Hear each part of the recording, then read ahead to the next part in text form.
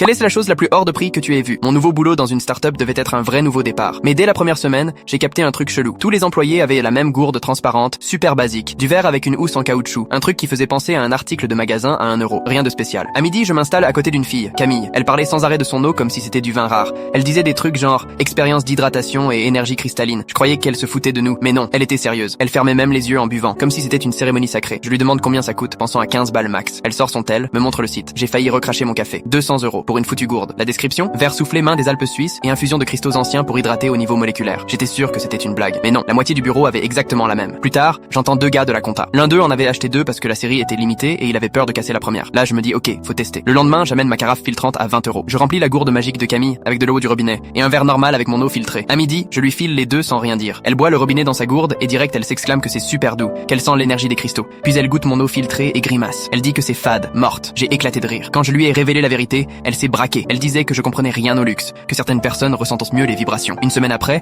je tombe sur un article viral. La marque en question était un énorme scam. Le verre, soi-disant suisse, venait en fait d'une usine en Chine. 3 € max. Les cristaux étaient des billes en plastique. Chaque gourde coûtait moins de 5 € à produire. Je balance l'article dans le groupe du bureau, pensant que tout le monde allait halluciner. Pas du tout. La moitié a refusé d'y croire. Camille a répondu que la vraie qualité ne se mesurait pas au coût de fabrication et que l'article venait sûrement de concurrents jaloux. Et Marc, un mec du marketing, a carrément dit qu'il s'en foutait du prix, que ça marchait pour lui. Il jurait qu'il dormait mieux depuis qu'il avait sa gourde. Quand j'ai osé parler d'effet placebo, il s'est vénère, m'accusant d'être négatif. Et le pire, 2 semaines plus tard, la même boîte sort une édition limitée de la gourde. Exactement la même, mais avec la housse blanche au lieu de noir. Ils ont appelé ça Snow Essence. Prix 350 €. J'ai regardé bouche bée Camille et Marc cliquer acheter dès le lancement. Ils se vantèrent d'être parmi les 500 élus dans le monde. Camille a même posté une photo avec les hashtags béni et hydratation élevée. C'est là que j'ai pigé. Certains n'achètent pas parce que c'est mieux. Ils achètent juste pour se sentir au-dessus. Moi, je garde ma vieille gourde en acier à 10 €.